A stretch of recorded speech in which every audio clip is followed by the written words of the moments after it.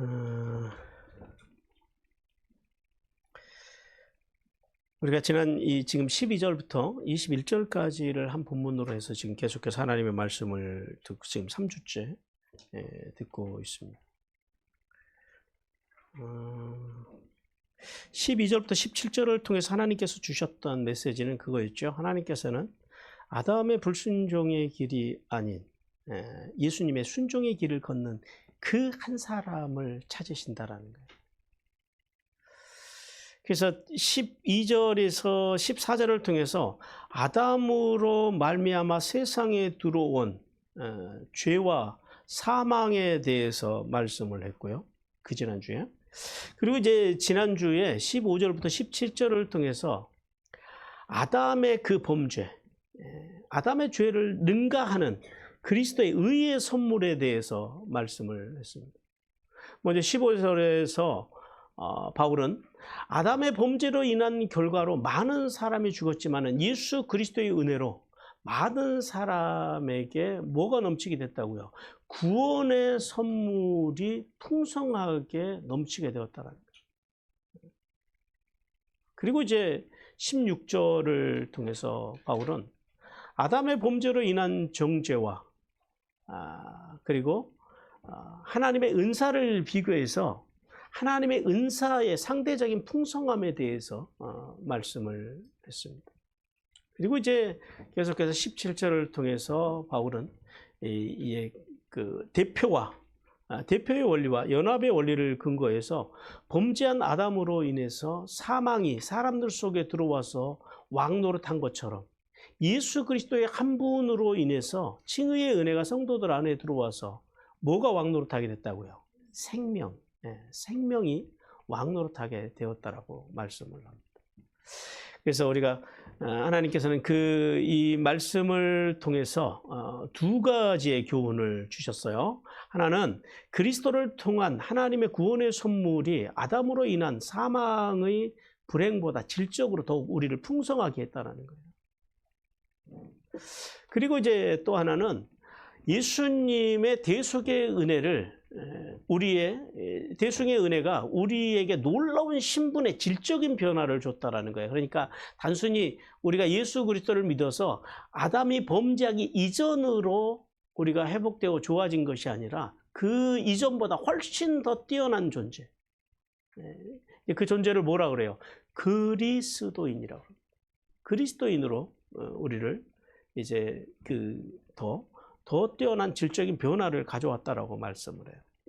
자, 오늘 이제 18절부터 21절인데요. 18절에서 21절을 통해서 주시는 하나님의 메시지 같이 읽겠습니다. 시작. 하나님께서는 그리스도의 길에서 순종의 삶을 살아갈 성도를 찾으신다고 말씀하신다. 그렇죠. 하나님께서는 누구의 길에서요? 그리스도의 길에서 순종의 삶을 살아갈 그 한 사람을 찾으신다는 거예요. 이제 18절과 19절에서 바울은 아담과 예수님이 당신과 연합한 자들의 영적인 대표자들로서 그분들의 행위가 당신들에게 속한 자들에게, 속한 사람들에게 전가되는 이 대표성의 원리와 연합의 원리에 대해서 구체적으로 오늘 18절, 19절에서 말씀하시는데요.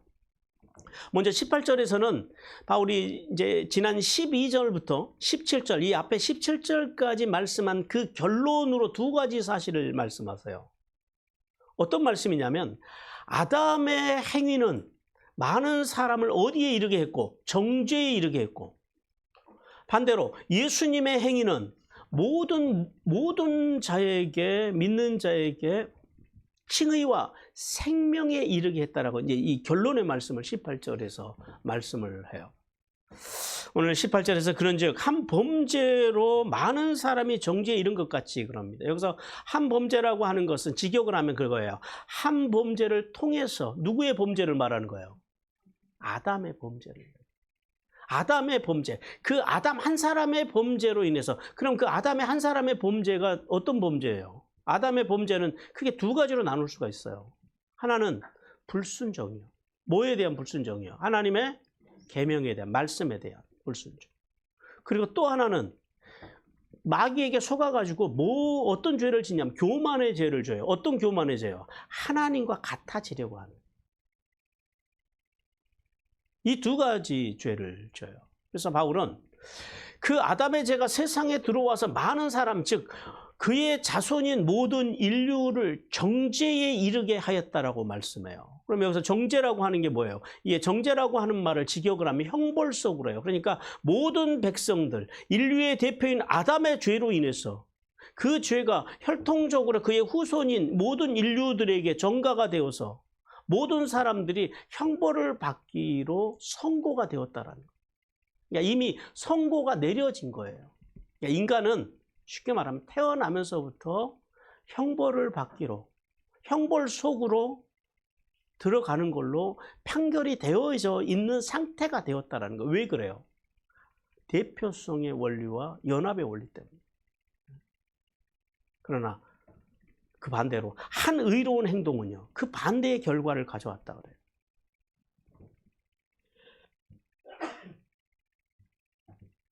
자, 한 의로운 행위라고 하는 게 뭐예요? 누구의 행위예요, 여기는? 이 한 의로운 행위는 예수님의 행위. 즉, 예수님께서 공생의 기간 동안 행하신 모든 행위. 좀 더 구체적으로 말하면 근본 하나님의 본체이신 예수님께서 아담으로 인해서 죄의 형벌에 빠져 죽을 수밖에 없는 인간들을 대속하시기 위해서 뭘 하셨어요? 이 땅에 오셨어요. 성육신 하셨어요.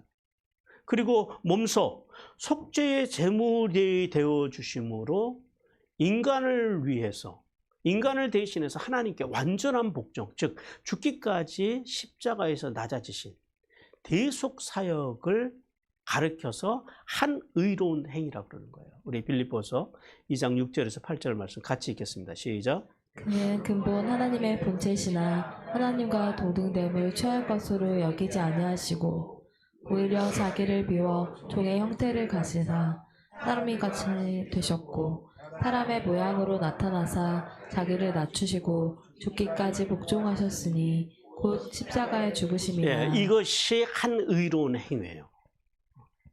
그래서 자, 그 의로운 행위를 통해서, 그 결과를, 그 의로운 행위를 통해서 사람들이 어떻게 됐다고요? 그 예수 그리스도를 믿는 모든 사람들이 의롭다 하심을 받고 어디에 이르게 됐다고요?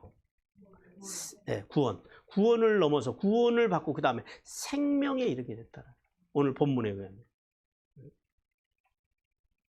그래서 여기서 이제 의롭게 되었다라고 하는 것은 이것도 그래요. 의롭게 되었다라고, 의롭다 하심을 받아가 아니라 원문 그대로 직역하면 칭의 속으로.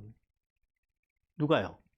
한 의로운 행위, 예수 그리스도의 한 의로운 행위를 통해서 그 사실을 믿는, 그 예수 그리스도를 믿는 사람들이 어디 안으로 들어가게 됐다고요? 칭의, 의롭다 칭함을 받는 그 안으로 들어갔다라는 거예요. 이거 뭘 말하는 거예요? 구원을 이야기하는 거예요.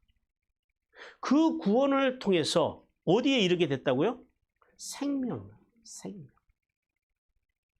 그래서 우리가 이제 기독교의 핵심이 뭐냐라고 말했을 때, 믿음의 정의를 내릴 때, 그래서 생명을 이야기합니다.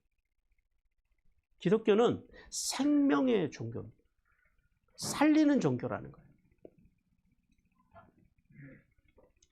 그래서 많은 사람이 의롭다 하심을 받아서 생명에 이르렀다고 하는 이 말씀은 직역하면 이렇게 돼요. 모든 사람을 향한 생명의 칭의를 향하여, 이런 말이에요. 누구를 믿는 사람들이? 예수 그리스도. 예수 그리스도의 그 의로운 한 행동으로 인해서 모든 사람들이 그 생명을 향하여 갈 수 있는 길이 열렸다라는 거예요. 그래서 이 말씀을 통해서 바울은 아담의 그 불순종과 교만이라고 하는 죄악으로 하나님의 명령을 거역하였고, 그 거역으로 인해서 연합의 원리에 따라서, 대표성과 연합의 원리에 따라서 그의 모든 후손들이 어떻게 됐다고요? 사망의 형벌을 가지고 왔다라는 거예요. 그러나 예수님의 한 행위, 어떤 행위요? 자원하심으로. 예수님의 행위는 자원하심의 행위예요. 자원하심으로 아버지 하나님의 뜻을 쫓아서 이 땅에 오셔서 인류에게 뭘 주셨다고요? 칭의. 그리고 그 칭의의 은혜를 받아들이는 사람들에게 어떤 은혜가 임했어요? 이미 사람들은 태어나자마자 뭐가 결정이 되어 있다고요? 형벌 속으로 향하여 형벌을 받기로 이미 결정이 되어 있는 그 상태에 있는 인간들에게 어떤 것을요? 생명이요. 생명을 향하여 가는 길을 누가요? 예수님이 뭘로? 한 의로운 행동, 십자가의 행위로 열어주셨다. 지금 그 말씀이에요. 그리고 이제 19절에서는 바울은 아담의 불순종과 예수님의 순종이 인류에게 미친 영향을 대조를 해요. 오늘 19절 보세요. 한 사람이 순종하지 아니함으로, 불순종으로, 불복종으로 많은 사람이 죄인이 된 것 같이 한 사람이 순종하심으로 많은 사람이 뭐가 됐다고요? 의인이 됐다 그래요. 여기서 먼저 한 사람은 누구를 말해요? 첫 번째 말하는 한 사람은 아담이죠. 아담이 순종하지 아니함으로, 직역하면 불순종을 통해서, 불복종을 통해서요. 아담이 하나님의 말씀에 복종하지 않았다라는 거예요. 그 결과로 사람들이 어떻게 됐다고요? 죄인이 되었다라는 거예요. 누가요? 그의 모든 후손들이. 왜요? 대표성의 원리와 연합의 원리 때문에. 그래서 근데 여기서 이제 죄인이 된 것 같이 해서 된 것이라고 하는 단어를 잘 귀담아 들어놓으셔야 돼요. 이 된 것이라고 하는 말이 임명하다라는 헬라어 카데스테미의 과거 수동형을 썼어요. 이거 중요해요. 왜 그러냐면 이게 직역을 하면 이렇게 돼요. 그들이 임명되었다라는 거. 언제요? 이미 모든 사람, 아담의 후손들이 이미 아담의 불순종으로 죄인이 된 것 같이라고 하는 말이 이미 죄인으로 임명받았다라는 거예요. 형벌을 받기로 이미 결정이 되었다라는 거예요. 언제요? 과거에. 그러니까 사람은 태어나자마자 모든 사람은 그래서 뭘 가지고 태어나는 거예요? 죄, 원죄를 가지고 태어나는 거예요. 그래서 이미 사람들은 망하기로 되어 있었다라는 거예요. 그래서 바울은 아담의 불복종으로 인해서 모든 사람이 그러나 죄인이 된 것 같이 여기 또 한 사람이 있어요. 또 다른 한 사람. 누구요?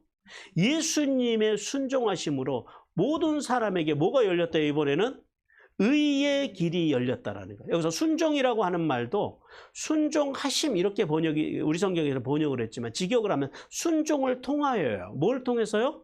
순종. 하나님 말씀에 순종을 통해서 우리는 뭐가 되는 거예요? 하나님의 의가 되는 거예요. 의가. 그래서 이 아담의 불순종과 대비된 이 순종에는 어떤 순종을 말해요? 그리스도의 십자가의 순종, 십자가의 복종을 의미해요. 근데 여기서 우리가 한 가지 다시 또 주목해야 되는 게 있어요. 여기 그러죠. 많은 사람이 의인이 되게 하였다 그래요. 의인이 되리라 그래요. 근데 이 되리라고 하는 말씀이 앞에서 된 것이라고 하는 단어가 나왔죠.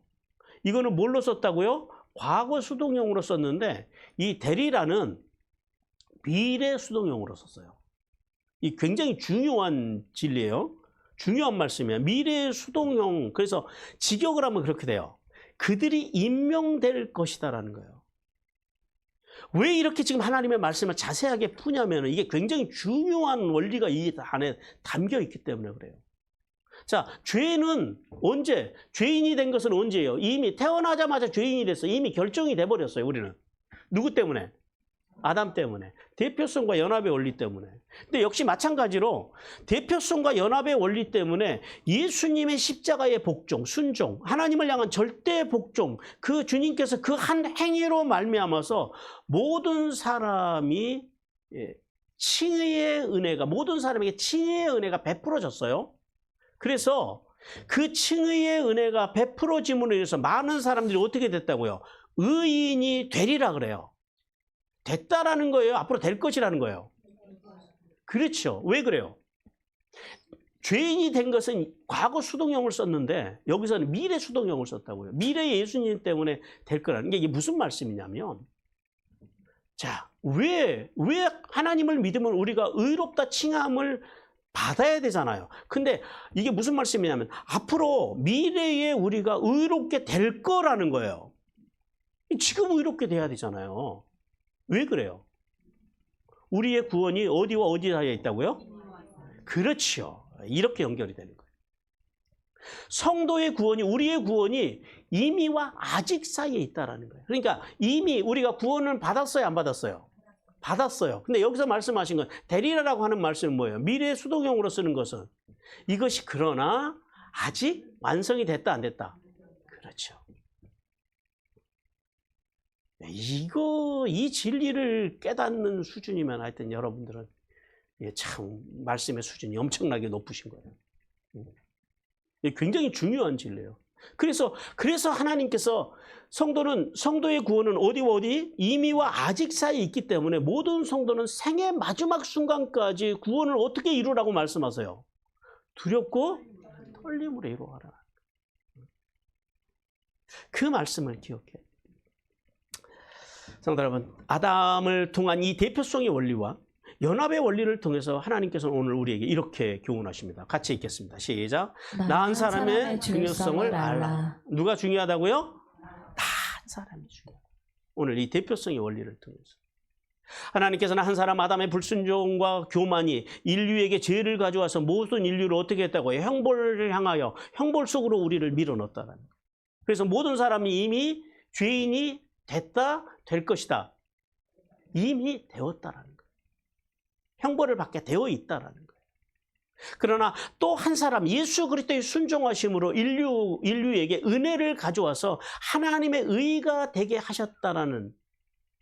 그래서 우리가 앞으로 하나님의 의가 되었다, 아니면 될 것이다. 네, 앞으로 될 거라는 거예요. 근데 이미 되었다라고 하는 말씀도 그럼 맞아요, 틀려요? 그것도 맞죠. 이미 되었지만은 아직 그러나 완전히 된 상태가 아니라 앞으로 계속해서 되어져 가야 돼. 그리고 최종적으로 어디 가서 되어야 된다라는 거예요. 예, 미래에. 개인의 종말의 날에. 이 말씀이에요. 왜 그래요?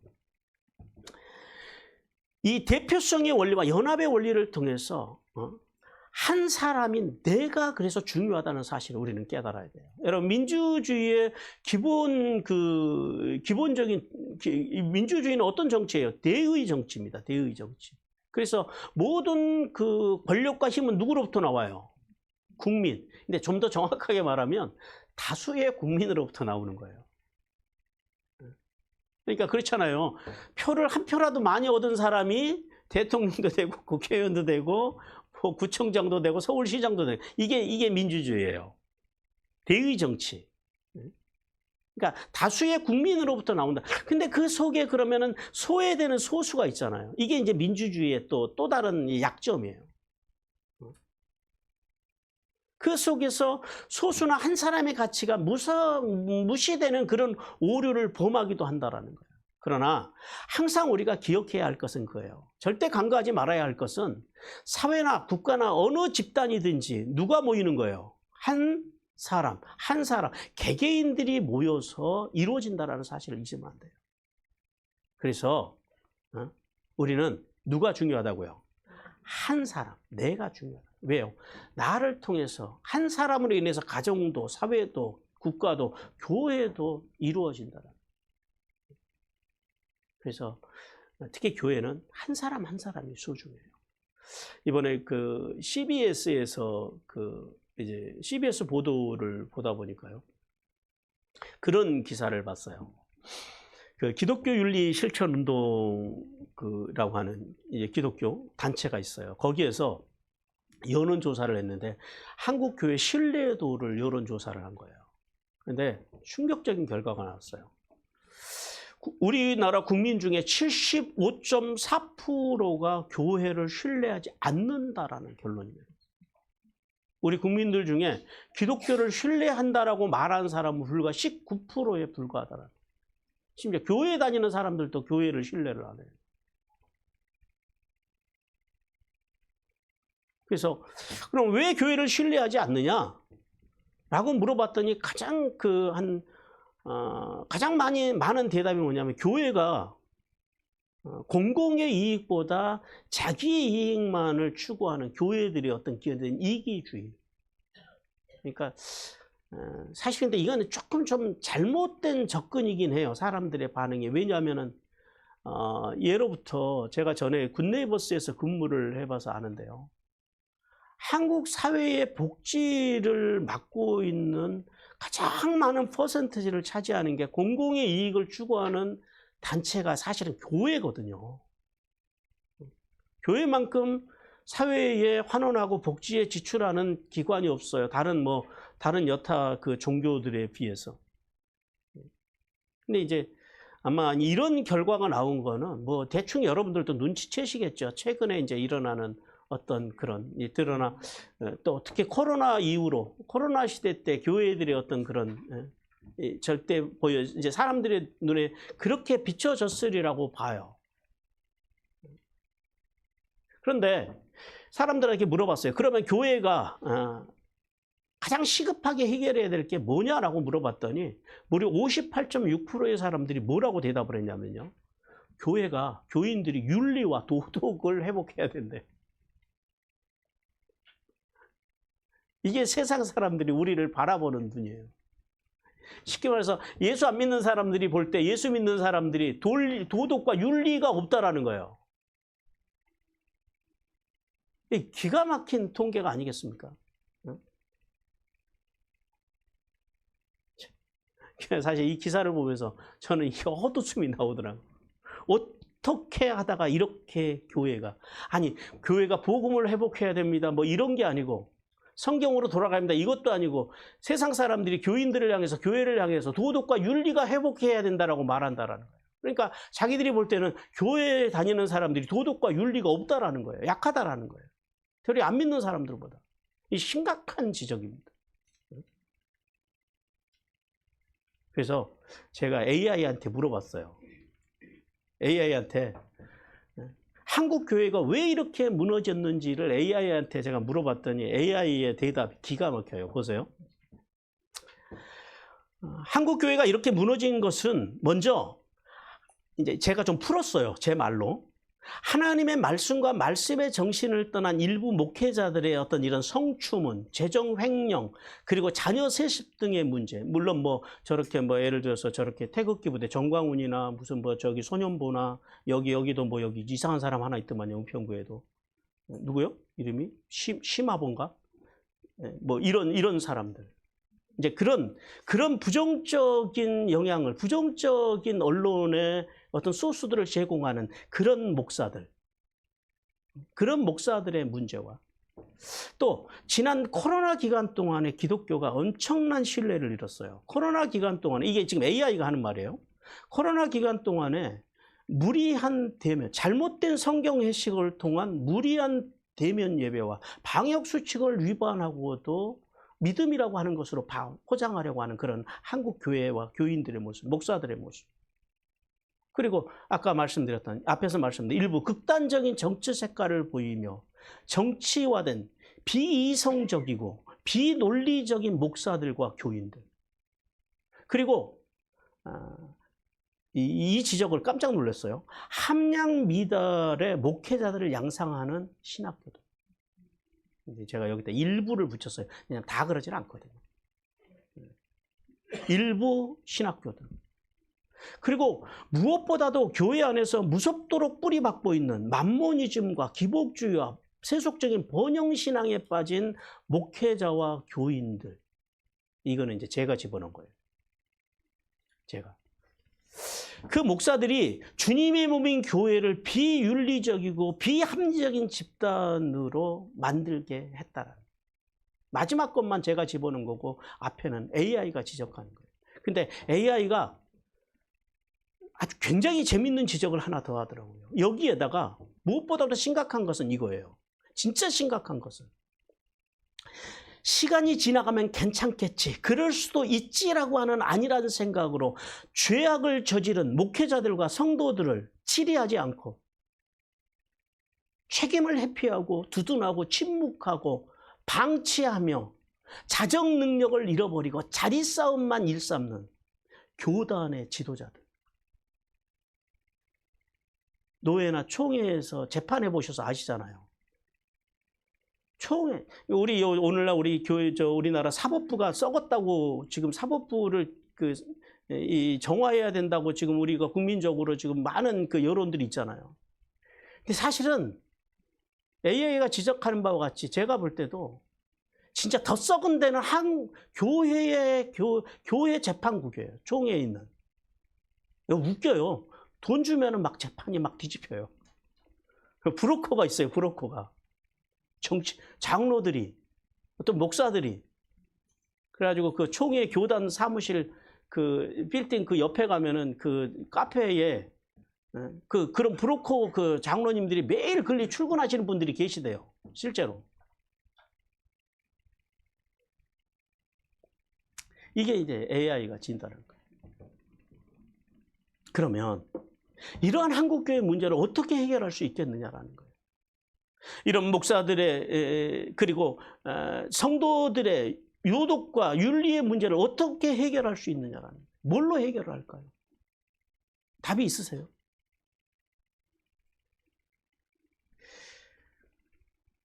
제 나름대로 진단을 내리기는 그 길은 인격 신앙 에러의 회복밖에 없다라는 생각이 들어요.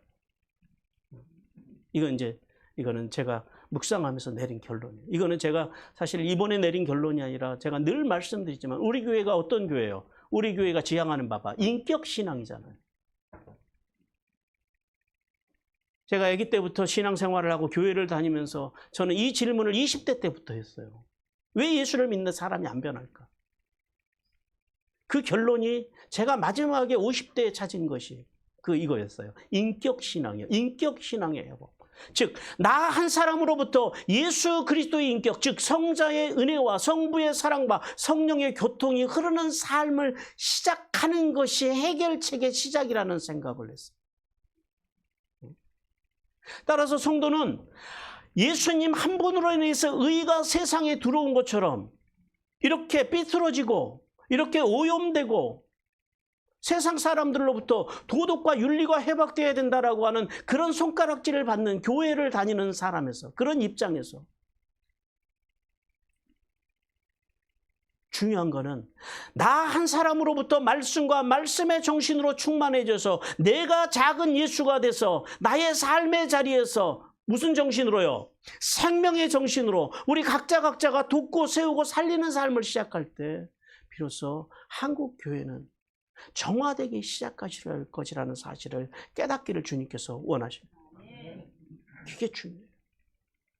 그러기 위해서는 먼저는요, 한국 교회가 정화되기 위해서는 목회자들이 말씀 앞에서 울어야 돼요.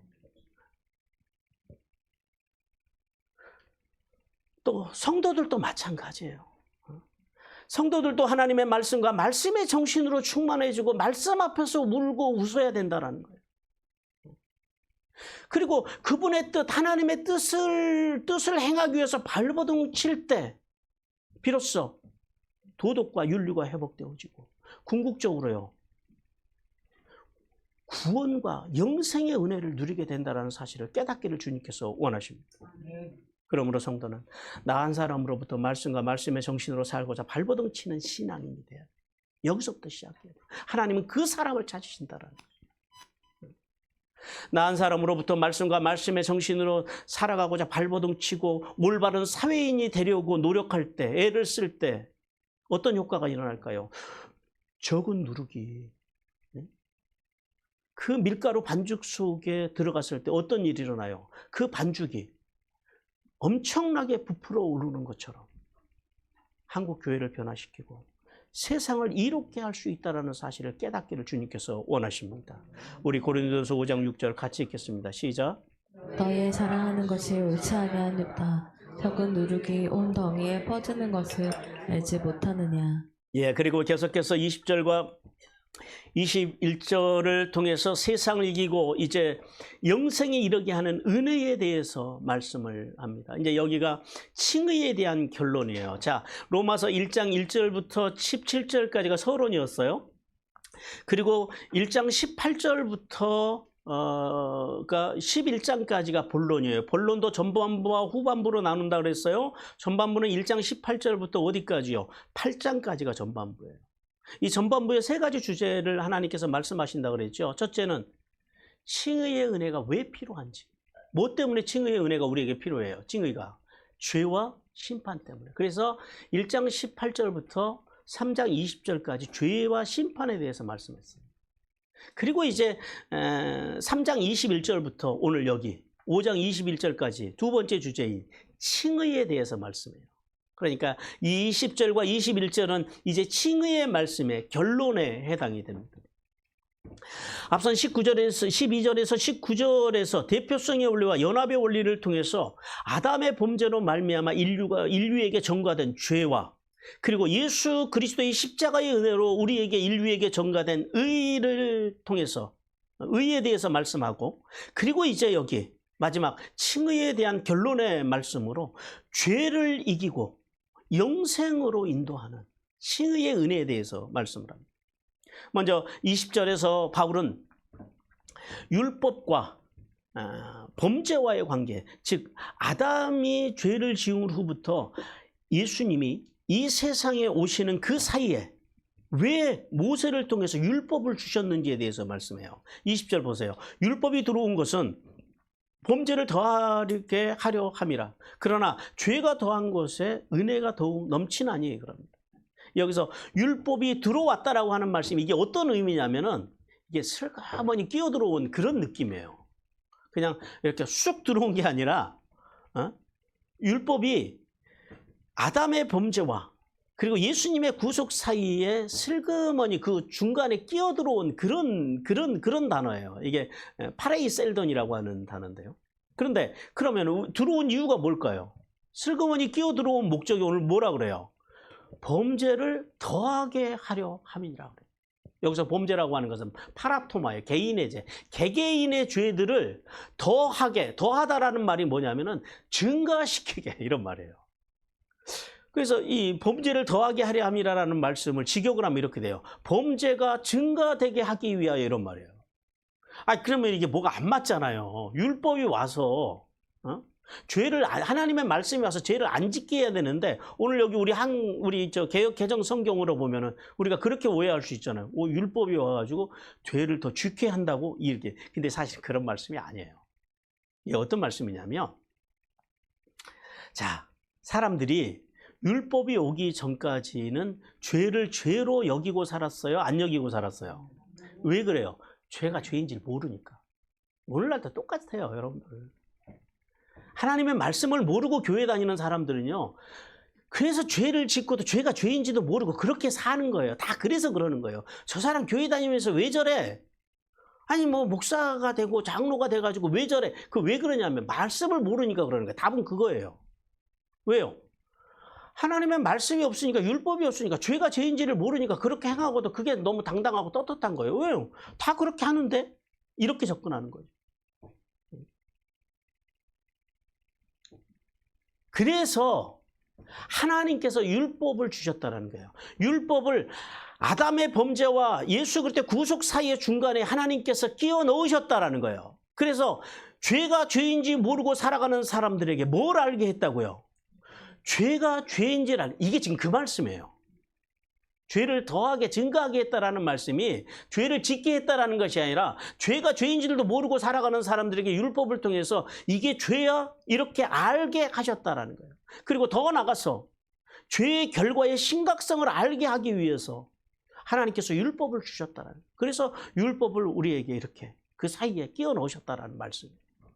그래서 하나님께서는 율법의 기능을 우리가 잘 아는 대로 율법에 두 가지 기능이 있잖아요. 여기서 정리하고 가시자고요. 하나는 율법은 우리에게 죄를 어떻게 해요? 정확하게 알게 하는 기능을 가지고 있다는 거예요. 로마서 3장 20절 같이 읽어요. 시작.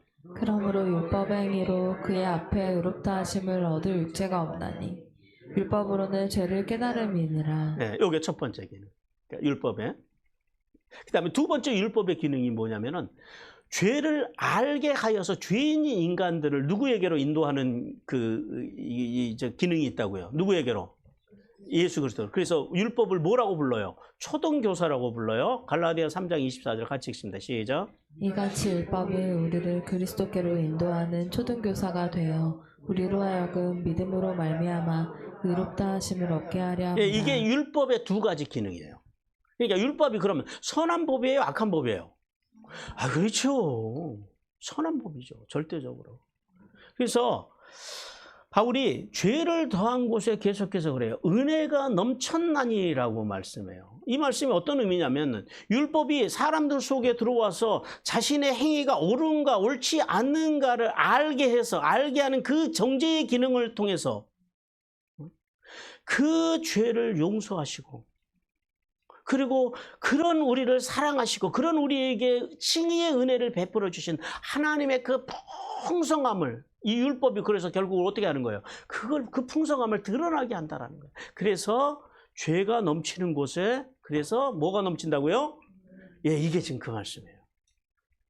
그러니까 사람은 자기가 얼마나 더럽고 악하고 천하고 부족한 사람인지 깨달으면 깨달을수록 상대적으로요. 하나님의 은혜가 상대적으로 더 크게 고백이 되어지는 거예요. 그러니까 이게 감사할 것이 없는 사람들은 어떻게 보면 별로 자기가 죄인이라는 생각을 안 하는 거예요. 그런데 감사가 큰 사람들은 내가 얼마나 연약하고 악하고 더러운 존재인지를 아는 거예요. 신앙은 근데 그것을 아는 것에서 시작을 하는 거예요. 나를 아는 것에서. 내 연약함과 내 부족함과 내 죄악을 아는 것에서 시작을 하는 거예요. 여기서 죄가 더한 곳에 은혜가 넘쳤다. 여기서 죄는 어떤 죄냐면요. 하나님의 뜻에서 벗어난 종교적인 죄를 비롯해서 앞에 세상 사람들이 교회를, 우리 한국 교회를 위해서 지적한 도덕적인, 윤리적인 죄까지 다 포함한 죄예요. 그 죄가 넘쳤다고 하는 것은 뭐냐면은 그 은혜가 그 가운데 은혜가 더욱 넘쳤다고 하는 것은 이 넘치다라는 의미가 재밌어요. 이게 그 넘쳤다라고 하는 헬라어 페르시오라고 하는 단어와 뭐뭐를 초과해라고 하는 슈페르라고 하는 단어가 합성된 단어인데 이게 최상급이에요. 그러니까 더 이상 넘칠 게 없을 정도로 넘쳤다라는 거예요. 뭐가요? 은혜가. 어디에? 자기의 죄를 깨닫는 그 자리에. 그러니까 그 은혜가 죄를 덮고도 남을 만큼 그 은혜에 비해서 죄가 하찮은 것이 될 만큼 그렇게 은혜가 하나님의 십자가의 은혜가 넘쳐났다라는 그런 표현이에요. 따라서 그러나 죄가 더한 것에 은혜가 넘쳤다라는 말씀을 직역하면 그래요. 그러나 죄가 증가됐던 곳에 죄를 증가됐다는 말, 죄를 아는 곳에 그 죄를 알면 알수록 은혜가요. 더 엄청나게 넘쳐나고 또 넘쳐났다라고 하는 그런 의미예요. 즉 인간의 죄의 무게가 하나님의 사랑과 비교했을 때 비교가 된다 안 된다? 절대 안 된다라는 지금 그 말씀을 하시는 거예요. 그리고 이제 마지막 21절에서 바울은 이제 20절에서 말씀한 죄가 더한 것에 은혜가 넘쳤다라는 그 말씀의 결과로 예수 그리스도의 칭의를 은혜를 받은 성도들에게 임하는 엄청난 비밀을 말씀해요. 그건 뭐라고요? 너무나도 크고 놀라운 은혜. 어떤 은혜요? 영생의 은혜. 이것이 칭의의 은혜의 결론이에요.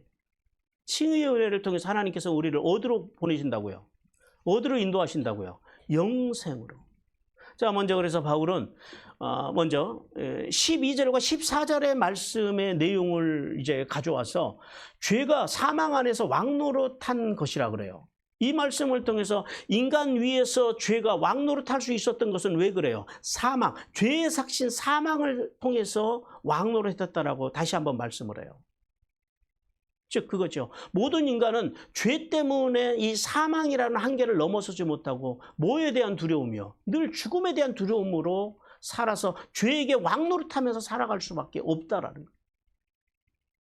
그리고 이제 계속해서 15절에서 17절 말씀을 다시 이제 인용을 해요. 요약을 해요. 그래서 은혜도 또한 의로 말미암아 왕노릇하게 되었다라고 말씀을 해요. 이 말씀을 통해서 죄가 사망 안에서 인간에게 왕노릇한 것처럼 은혜 또한 의로 말미암아 왕노릇했다라는 거예요.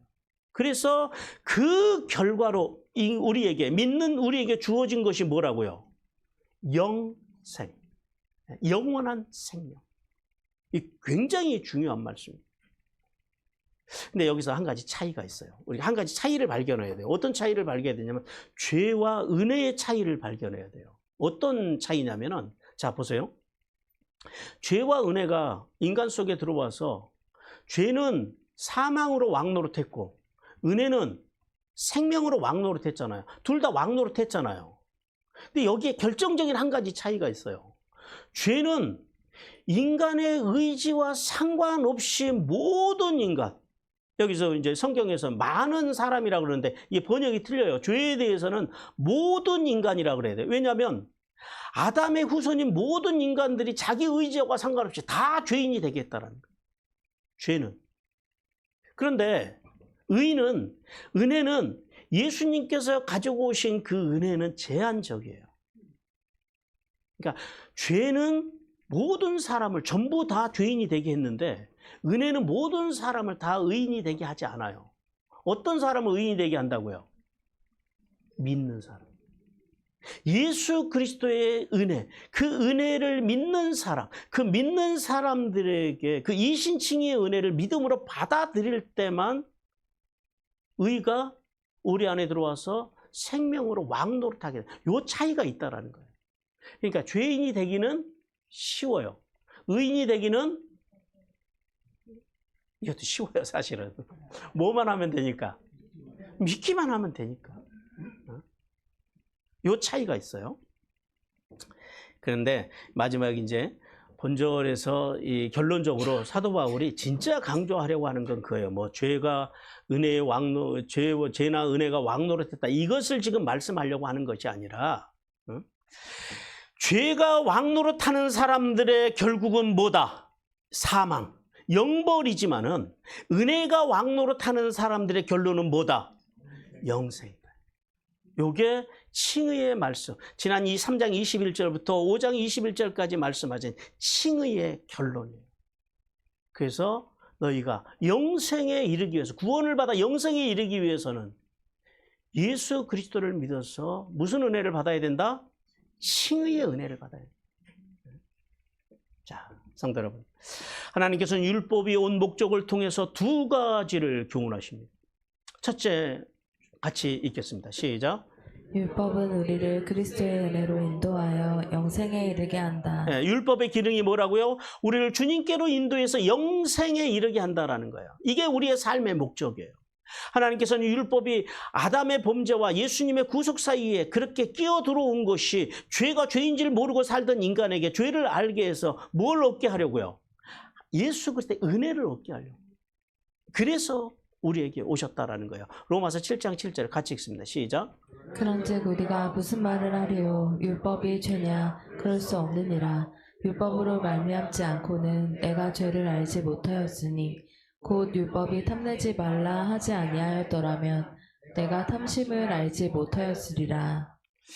자, 오늘날도 세상 사람들과 일부 타락한 목회자들과 그리고 교인들이 온갖 불의와 불법과 부정과 음란과 방탄의 삶을 행하고도 그들이 당당할 수 있는 이유가 뭐 그래요? 뭘 모르기 때문에. 하나님의 말씀과 말씀의 정신을 모르기 때문이라는 거예요. 여러분, 하나님의 말씀과 말씀의 정신을 사람들이 모르면 죄를 향해서 가는 것이 정상이에요? 죄를 향해서 안 가는 게 정상이에요? 그렇죠. 왜 그래요? 에레미야 선지자의 말씀처럼 심히 만물이 세상에서 제일 부패한 것이 뭐라고요? 인간의 마음이라는 거예요. 자연 만물도 이렇게 부패하진 않아요. 인간은 한순간이라도 하나님의 말씀과 말씀의 정신으로 채워지고 하나님의 말씀과 말씀의 정신으로 살아가는 것을 멈추는 순간이에요. 인간은 다 그렇게 부패해가는 게 그게 정상이에요. 그러니까 사람들이 부패하고 썩어가고 그렇게 손가락질 당하는 이런 행동을 하고 그러면 그게 이상한 게 아니에요. 어떻게 보면 하나님이 없는 사람들의 그게 정상적인 삶이라는 거죠. 그래서 이 사람들은 자기들이 얼마나 타락한 존재인지 모르기 때문에 죄를 짓고도 뻔뻔하고 당당한 거예요. 따라서 성도는 하나님께서 주신 율법들, 즉 하나님을 예배하는 그 율법에는 세 가지 법이 있잖아요. 하나님을 예배하는 의식법이 있고, 그 다음에 우리가 사회생활에 필요한 시민법이 있고, 그 다음에 자신의 삶을 위한 도덕법이 있어요. 세 가지 율법을 주셨어요. 근데 그 중에 의식법은, 그러니까 예수님이 그러잖아요. 율법을 폐하러 오셨다 그러잖아요. 그게 무슨 말씀이냐면 의식법을 완성하러 오셨다라는 거예요. 짐승의 피를 가지고 나가던 그 제사를 예수님께서 십자가에서 단번에 영원히 온전하게 속죄의 제물이 되어주심으로 이제 더 이상 우리가 짐승의 피가 아니라 누구의 피로? 예수 그리스도의 피를 믿음으로 하나님 앞에 나갈 수 있는 이 예배의 방식을 완전히 바꿔주셨다는 거예요. 정확하게 말하면 완벽하게 완성을 시켜주셨다는 거예요. 그러니까 율법의 그 모세를 통해 주신 율법의 의식법이 폐해져야 돼요? 계속 가야 돼요? 그렇죠. 지금 그 말씀이에요. 율법이 폐해졌다는 것은. 그러나 우리가 사회를 살아가면서 필요한 도덕법과 심의법은요. 계속 되어야 한다는 거예요. 우리 로마서 12장 1절 같이 읽습니다. 시작. 그러므로 형제들아 내가 하나님의 모든 자비하심으로 너희를 권하노니 너희 몸을 하나님이 기뻐하시는 거룩한 산 제물로 드리라. 네, 이제 의식법은 이렇게 정리가 된 거예요. 의식법은 이제 우리의 삶을 주님 앞에 거룩한 산 제사로 드려. 그러나 구약의 율법 중에서 시민과 도덕법은 여전히 유효하다, 유효하지 않다. 여전히 유효하다라는 거예요. 여전히 성도가 지켜야 할 마땅한 하나님의 법이다라는 거예요. 신명기 6장 6절 7절 시작. 오늘 내가 내게 명하는 이 말씀을 너는 마음에 새기고 내 자녀에게 부지런히 가르치며 집에 앉았을 때든지 길을 갈 때든지 누워있을 때든지 일어날 때든지 이 말씀을 강론할 것이며. 네. 그러므로 칭의의 은혜로 구원받은 성도는 그 율법, 즉 하나님의 말씀이 우리를 예수 그리스도 안에 있는 영생의 삶으로 인도한다는 사실을 깨닫고 부지런히 하나님의 말씀을 이제는 믿고 전파하고 권하고 가르치는 삶을 살기 위해 발버둥치기를 주님께서 원하십니다. 그리고 두 번째 교훈 같이 읽겠습니다. 시작. 율법은 구원의 방법이 아니라 구원의 결과라는 사실이다. 대신에 율법은 구원의 방법이 아니에요. 구원의 결과라는 거죠. 왜 지금 사도 바울이 계속해서 지금 이 율법에 대해서 이렇게 강하게 말씀하시냐면 로마 교회 안에는 유대교 출신의 그리스도인들이 있어요. 이 사람들이 그 사람들 가운데 율법주의자들이 있는 거예요. 율법주의자가 뭐냐면 내가 예수 그리스도를 믿어. 예수 그리스도를 믿으면서도 구원을 받으려면 그래도 구약에서 말씀하신 그 율법을 지켜야지 구원을 받을 수 있다고 주장하는 사람들이 있었다라는 거예요. 그 사람들이 율법주의자죠. 그래서 이 사람들은 구약의 날과 절기들을 지키면서 살아가요. 로마서 14장 5절 6절 시작. 어떤 사람은 이 날을 전날보다 낮게 여기고 어떤 사람은 모든 날을 같게 여기나니 각각 자기 마음으로 확정할지니라. 나를 중히 여기는 자도 주를 위하여 중히를 여기고 먹는 자도 주를 위하여 먹으니 이는 하나님께 감사하며 먹지 않는 자도 주를 위하여 먹지 아니하며 하나님께 감사하느니라. 이 사람들이 자기들만 지키면 괜찮은데 또 이렇게 해요. 다른 사람들이 지키지 않는다고 비판하기까지 해요. 14장 10절 시작.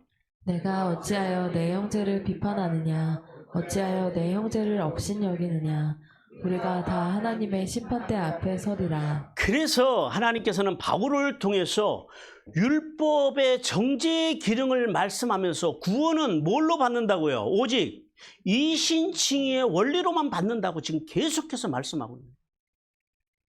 따라서 성도는 내가 무엇을 많이 하고 또 말씀을 다 지켜야만 구원받을 수 있다라고 하는 말은 그런 것들은 마귀의 속삭임이라는 사실을 기억해야 돼요. 왜요? 안 되는 거거든요. 그러니까 그런 것들 때문에 우리가 자꾸 죄책감에 빠지는 거예요. 왜냐하면 구원은 뭘로만요? 오직 예수 그리스도께서 십자가에서 이루어지신 대속 사역을 뭐 할 때만? 믿을 때만 받을 수 있기 때문입니다. 갈라디아서 2장 16절 같이 읽습니다. 시작. 사람이 의롭게 되는 것은 율법의 행위로 말미암음이 아니오 오직 예수 그리스도를 믿음으로 말미암은 줄 알므로 우리도 그리스도 예수를 믿나니 이는 우리가 율법의 행위로서가 아니고 그리스도를 믿음으로써 의롭다함을 얻으려 함이라. 율법의 행위로서는 의롭다함을 얻을 육체가 없느니라. 그러므로 성도는 율법은 구원의 방편이 아니다. 방법이 아니라 율법은 뭐라고요? 구원받은 성도가 살아야 할 삶의 법이라는 사실을 깨닫기를 주님께서 원하십니다. 그러니까 율법도 우리가 잘 알아야 되겠죠. 그죠? 사랑하는 성도 여러분, 하나님께서는 이 땅에 두 가지 길을 우리에게 두셨다고 말씀해요. 하나는 아담으로 말미암는 죄와 사망의 길이고, 또 하나의 길은요, 그리스도로 말미암는 의와 칭의와 은혜의 길이에요. 아담으로 말미암는 죄와 사망의 길은 우리에게 영벌에 이르게 하지만 예수님으로 말미암는 이 칭의와 은혜의 길은요, 영생으로 인도한다는 사실을 깨달아야 돼요. 그래서 이제 지난 3장 21절부터 5장 21절까지 칭의에 대해서 이렇게 계속적으로 말씀해 오신 하나님께서는 오늘 이제 칭의에 대한 말씀을 마치시면서 우리에게 이렇게 질문하세요. 너는 어느 길에 있느냐라는 거예요. 여러분은 어느 길에 있으십니까? 우리 요한복음 5장 24절 같이 읽겠습니다. 시작. 내가 진실로 진실로 너희에게 이르노니 내 말을 듣고 또 나 보내신 이를 믿는 자는 영생을 얻었고 심판에 이르지 아니하나니 사망에서 생명으로 옮겼느니라. 그러므로 성도는 예수님께서 십자가의 신적 교환을 통해서 율법을 통하여 알게 된 죄를 당신의 보배로운 피로 씻어주시고 그 구속 사역을 믿는 우리를 의롭다 칭함을 받게 하셔서 구원과 그리고 최종적으로 무슨 복까지요? 영생에 이르게 하셨다라는 사실, 그 복에 이르게 하셨다는 사실을 확실하게 믿고 깨닫는 은혜가 넘쳐나시기를 주님께서 간절히 원하십니다.